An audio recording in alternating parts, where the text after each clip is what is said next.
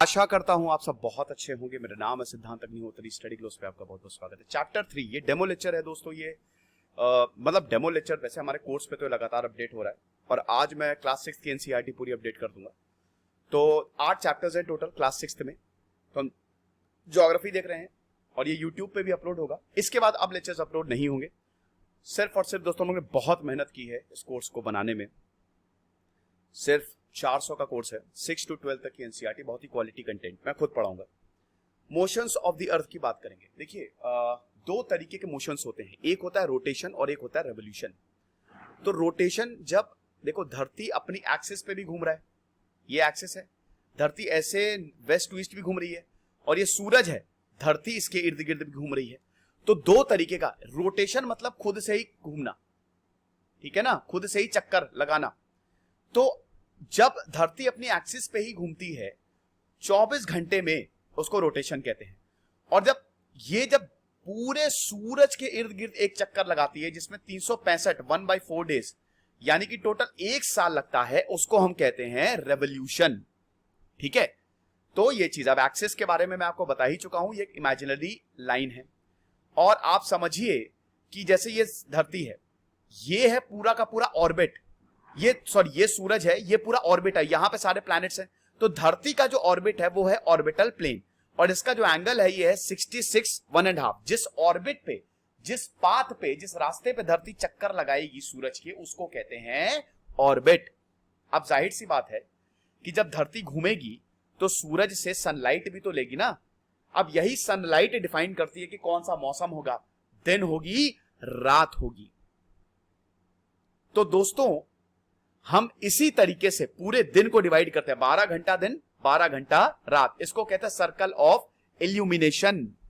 अब सबसे पहले हम रोटेशन की बात करते हैं। रोटेशन मतलब क्या है कि जब धरती अपनी एक्सिस पे घूमती है, भाई देखो मैं यहां पे टॉर्च मार रहा हूं और आप यहां पे खड़े हुए हो, टॉर्च आपके सामने लग रही है लेकिन आप घूम रहे हो, धीमे धीमे घूम रहे हो। तो एक बार जब आपके टॉर्च सामने लगेगी तो पीछे वाले आपके बैक पोर्शन में तो अंधेरा होगा, वहां पे तो टॉर्च की रोशनी जाएगी नहीं। लेकिन जब आप पूरा का पूरा घूम गए तो टॉर्च अब आपके पीछे वाले पोर्शन में लग रही है, तभी हमारे यहां दिन और रात होते हैं। ये है हमारा नॉर्थ पोल, ये है हमारा साउथ पोल, ये है सर्कल ऑफ इल्यूमिनेशन। ये आप देख रहे हो ना कि ये धरती अपने एक्सिस पे घूम रही है, एक पोर्शन पे पूरी की पूरी सनलाइट पड़ रही है, दिन होगा। और जब ये पूरी घूम जाती है तो दूसरे पोर्शन पे अब सनलाइट पड़ेगी।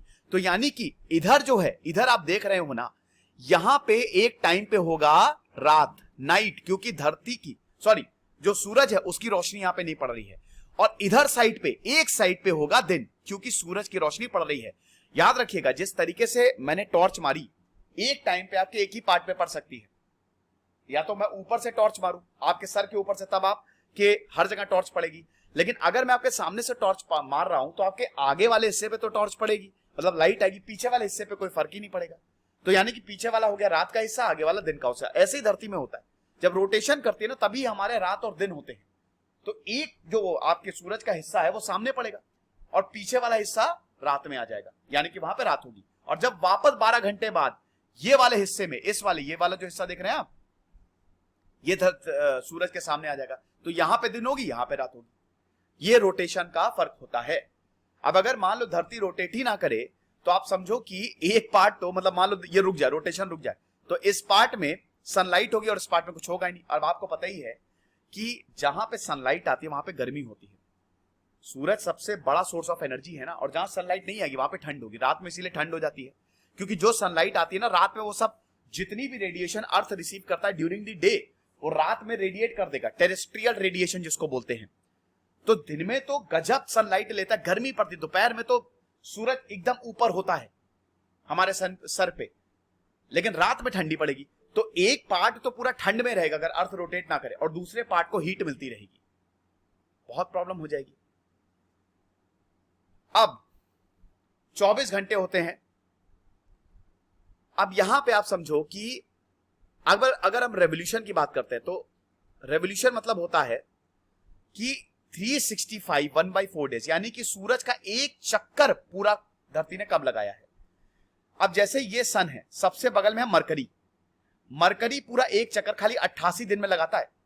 मरकरी का जो रेवोल्यूशन होता है वो खाली 88 दिन, क्योंकि सूरज के पास है।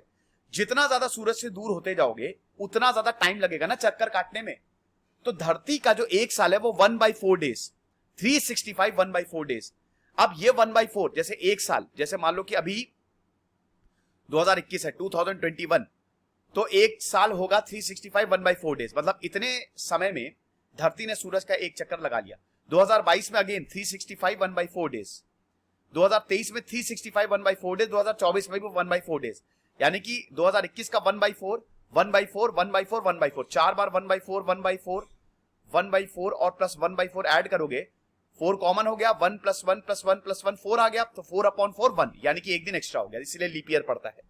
यानी कि 365 1/4 डेज का मतलब यही है कि क्योंकि अर्थ हमारी टिल्टेड है ना, तो 365 1/4 डेज का मतलब है कि हर साल 1/4 डेज, 365 दिन तो लेता है, 1/4 दिन और लेता है।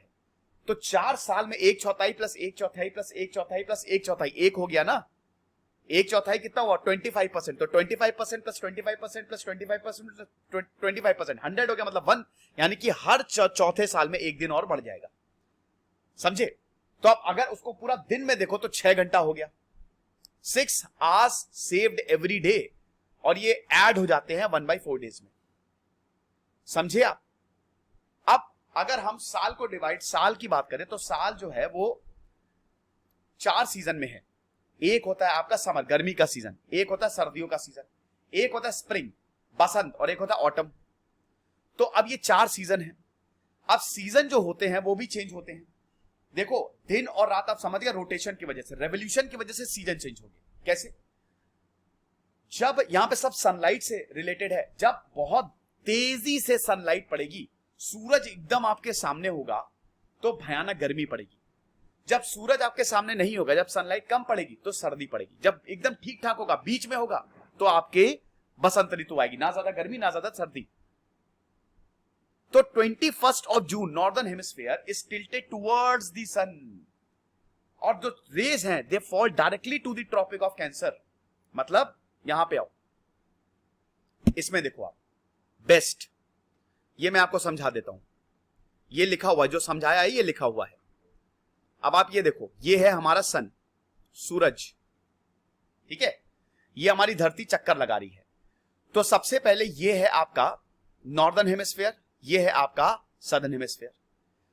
अब सूरज की किरणें देखो, ये डायरेक्ट यहां पे पड़ रही हैं, ठीक है, डायरेक्ट यहां पे पड़ रही हैं। तो ये वाला जो एरिया है, यहां पे सूरज की किरणें डायरेक्ट पड़ रही हैं, यानी कि इस वाले पार्ट में होगी गर्मी। और यहां पे देखो ये वाला, क्योंकि अर्थ टिल्टेड है, ये वाले एरिया में आपको सन की रेज नहीं पड़ेगी, तो यानी कि सदर्न हेमिस्फीयर में आपको मिलेगी सर्दी। जब हमारी सन की रेज डायरेक्ट पड़ती हैं, we have summer in northern hemisphere, तभी हमारे यहां जबरदस्त गर्मी पड़ती है जून वून में। 21 जून को हम मनाते समर सॉल्स्टिस, 21 जून को ये डायरेक्ट यहां पे सीधा पड़ेगी, ट्रॉपिक ऑफ कैंसर पे सीधा, जहां ट्रॉपिक ऑफ कैंसर है ना 23.5 डिग्री नॉर्थ, सीधा वहां पे सूरज की किरणें पड़ेगी 21 जून को, वो पोजीशन होती है 21 जून को, ये जो सीधा वहां पे, तो इसीलिए वो सबसे गर्म दिन होता है और सबसे लंबा दिन होता है। अब यहां पे देखो, ये चीज उल्टी हो जाएगी जब यहां पे आएगा, जब सूरज की किरणें यहां पे, तो हम ये देखते हैं कि तब we have summer in southern. जब ये उल्टा हो जाएगा, अभी तो ये यहां पे है ना, लेकिन जब ये यहां पे आएगा तो चीज उल्टी हो जाएगी। तो अभी आप देख रहे हो इस साइड सूरज की किरणें इस एरिया में ज्यादा पड़ रही हैं, तो नॉर्दर्न हेमिस्फीयर में हमको गर्मी देखने को मिल रही है, सदर्न हेमिस्फीयर में सर्दी देखने को मिल रही है। और यहां पे जब आएंगे तो नॉर्दर्न हेमिस्फीयर में हमको सर्दी देखने को मिलेगी और सदर्न हेमिस्फीयर में हमको गर्मी देखने को मिलेगी, क्योंकि ये पूरी की पूरी चीज उल्टी हो गई है। ये वाला आप समझ गए हिसाब किताब। अब आप आ जाओ ऊपर नीचे का, यहां पे देखो सूरज की किरणें बिल्कुल इक्वल पड़ रही हैं, इक्वल यहां पे, ठीक है, एकदम इक्वल पड़ रही हैं। तो सूरज की किरणें ये वाले पे एरिया पे भी इक्वल है, ये वाले पे एरिया के भी इक्वल है, यानी कि ऑटम का समय होगा।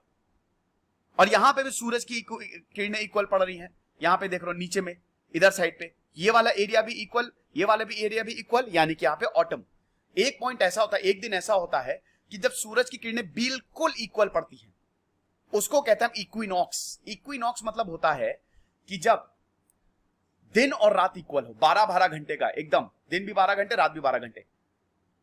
जब ये मार्च में पड़ेगी तो हम इसको कहते हैं स्प्रिंग इक्विनॉक्स। एकदम यहां पे हम देखते हैं कि विंटर वो जो किरणें हैं वो पड़ेगी।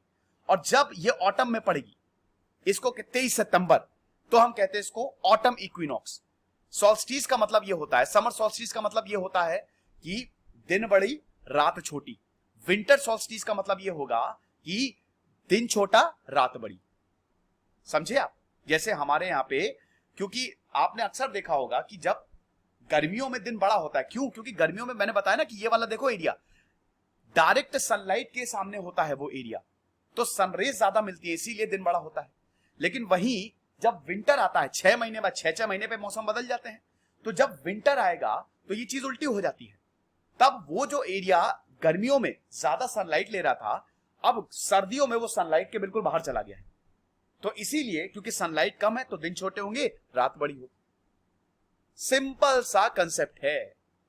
तो इसीलिए northern hemisphere is tilted towards the sun, तो जो रेज ऑफ द सन है is directly falls toward the tropic of cancer, तो इसीलिए वो एरिया ज्यादा हीट लेगा। समझे? तो इस तरीके का हिसाब किताब रहता है। आई होप इसमें आपको कोई प्रॉब्लम नहीं होगी।